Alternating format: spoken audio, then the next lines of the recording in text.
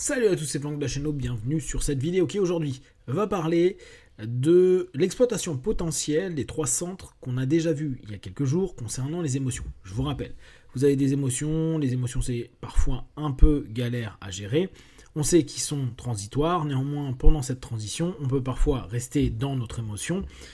Parfois, on va aller vers le centre mental, l'orienter vers, et on va prendre un pas de recul, mais on va hyper rationaliser, quitte à créer des récits et des storytelling qui vont nous pourrir la vie, parce que certes, on n'aura plus l'émotion, mais on sera focalisé uniquement sur cet aspect propre de la mentalisation. Et où l'un des points clés, c'est de pouvoir exploiter ce pas de recul qui a été fait par le mental pour retourner dans le corps, et je vous avais proposé d'être dans un corps en action. Allez faire du sport, faites des pompes, des abdos, criez, bougez, peignez, faites ce que vous voulez, mais créez de l'action. Et dans une conversation que j'ai eue tout à l'heure avec Dao, on parlait de la problématique que vous savez qui pour moi est assez importante à prendre en compte, celle du téléphone portable. Et je me disais, bon, on va pas forcément réussir à faire arrêter le téléphone aux gens. Et puis, pourquoi pas, en fait, ça fait partie de notre ère. Et on doit prendre en compte cette donnée-là. Alors, vous avez vu que le gouvernement avait potentiellement une idée de dire, bon, les jeunes, pas de téléphone portable avant tel ou tel âge. Une majorité numérique, je crois qu'ils appellent ça. Mais, en prenant en compte que ce qui existe et qu'il va être difficile d'enlever des habitudes qu'on a prises, on le sait bien, on peut y arriver, mais tant qu'on n'a pas une contrainte excessive, on ne le fera pas. Donc, il faut prendre peut-être le problème autrement. On est des personnes qui sommes plus ou moins addictes à nos téléphones portables, / ordinateur, / ce que vous voulez. On va dire entité numérique. Comment on pourrait l'utiliser pour optimiser l'exploitation qu'on fait ? Si on reprend cette notion, émotion, mental, corps. Ce qui se passe assez souvent, c'est que au travers d'une émotion négative, d'un ennui, on va pouvoir prendre son téléphone et se dire tiens, je vais scroller et regarder des infos, puis peut-être les réseaux sociaux, et me laisser embarquer par l'algorithme, mais en tout cas ma passivité. Et j'insiste dessus, ma passivité.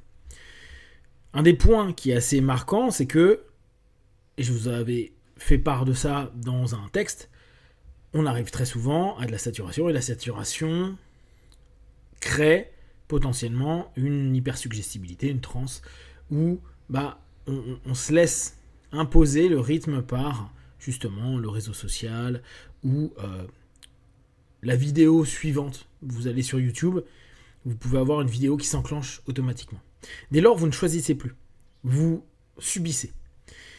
Et un des points qui est intéressant, c'est se dire, ok, il se passe quelque chose dont, et là on va revenir sur la notion du corps, le corps n'est pas acteur. C'est pas vous qui allez dans une démarche proactive. Vous êtes dans une posture passive.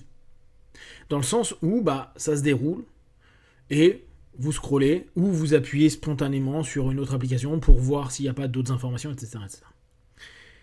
Ce que je propose, et si vous vous sentez assez addict avec votre téléphone, ça peut être marrant à faire, c'est de se dire, ok, à partir de maintenant, mon téléphone, je l'utilise en proactif. En réactif parfois quand on a un message, mais on va dire en proactif. C'est-à-dire, quand je vais sur mon téléphone, je sais ce que je cherche. J'insiste. Là, on va utiliser le centre mental. On peut avoir par exemple l'émotion qui est je m'emmerde un peu. Tiens, je prends mon téléphone parce que spontanément vous avez l'habitude de l'avoir dans la main ou dans la poche ou je sais pas quoi. Et à la place de vous dire tiens, je vais juste regarder mon téléphone pour voir si j'ai un message. Et dès lors, si c'est le cas, vous n'avez pas de message, vous arrêtez. Vous le prenez pour inconsciemment faire quelque chose, passer le temps ou autre. Je vous invite à vous dire, ok, c'est quoi l'objectif maintenant que je suis sur mon téléphone ? J'ai regardé que j'avais des messages, j'en ai pas. Dans ma barre de recherche, je vais écrire quoi ? Si je vais sur mon réseau social, qu'est-ce que je cherche comme information ? Et toute chose qui n'appartient pas à l'information que je cherche, je la prends pas. C'est-à-dire que si je veux voir une story sur Insta par exemple, c'est je veux voir de cette personne une story et pas se dire je vais regarder toutes les stories. L'idée est de revenir acteur au travers du physique. Je tape sur mon PC ce que je veux, je tape sur mon téléphone. Alors c'est pas un méga truc physique, mais vous redevenez acteur décisionnaire de ce qui est en train de se passer.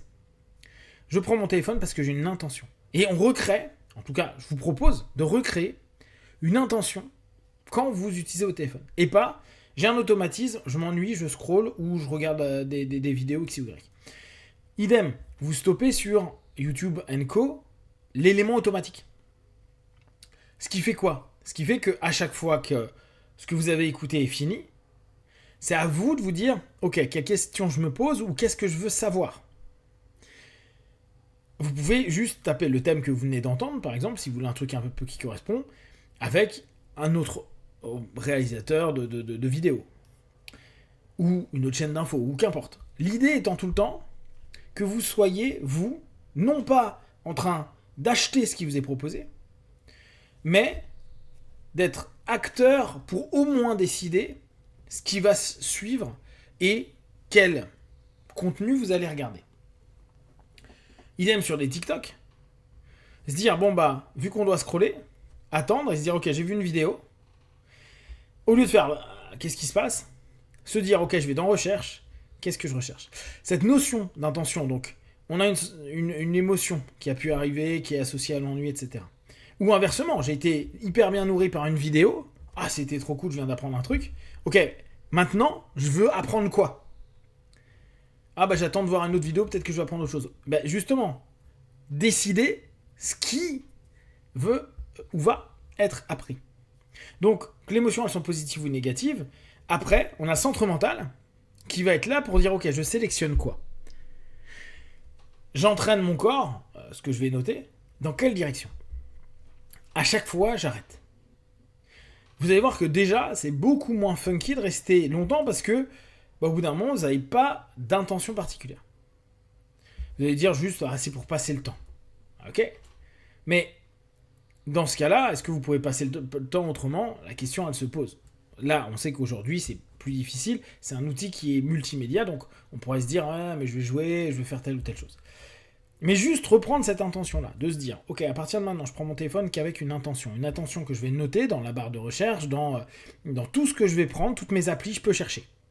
Et je cherche, que ce soit une info, je cherche, que ce soit des vidéos, même si je regarde 15 vidéos sur le sujet, chercher à chaque fois à se dire, ok, qu'est-ce que je veux de plus précis, qu'est-ce que je peux avoir sur ce contenu-là, qu'est-ce qui m'intéresse. Et ne vous laissez pas prendre par le flow. Vous allez constater que la plupart du temps, à partir du moment où vous êtes non pas dans la vidéo qui recommence, une nouvelle vidéo qui commence, d'un thème que vous n'avez pas demandé, mais qui est des youtubeurs que vous suivez, qui viennent sortir une nouvelle vidéo, mais est-ce que ce thème-là m'intéresse ou pas ? Et pas simplement, tiens, ce youtubeur vient de sortir quelque chose, je le regarde. La question peut être même, plus tard, se dire, ok, j'ai pas regardé depuis X temps tel youtubeur, qu'est-ce qu'il fait en ce moment ? Et dès lors, vous pouvez noter le nom du youtubeur, paf, y aller, et vous devenez proactif. Tiens, il a sorti 5 vidéos depuis la dernière fois, ou 3, laquelle je choisis ? Et pas, tiens, je vais toutes me les faire.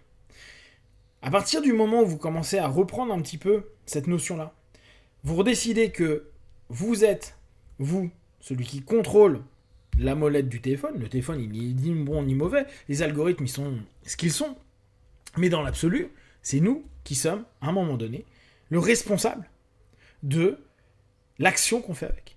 C'est-à-dire l'utilisation de notre corps, l'utilisation de notre cerveau, l'utilisation de nos émotions, ou en tout cas, comment on va jouer avec cette triptyque en fonction d'où on se trouve dans le process.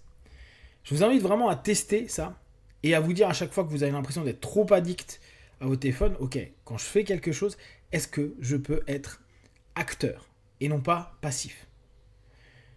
Vous pouvez vous donner des temps limites, etc. Mais amusez-vous à utiliser plus les barres de recherche et regarder une vidéo, stopper, vous dire qu'est-ce que je cherche, quelle réponse je veux, qu'est-ce que j'attends, qu'est-ce que je veux après. Et pas, tiens, il y a encore des choses, je mange. Je mange psychiquement, je m'alimente. Ok ? Si vous avez des questions et des remarques, partagez sur Facebook, YouTube, j'y répondrai le plus rapidement possible. Comme d'habitude, de tout ce que je propose, ne prenez que ce qui est bon et juste pour vous tester, observer, analyser et conclure. Be one, ciao.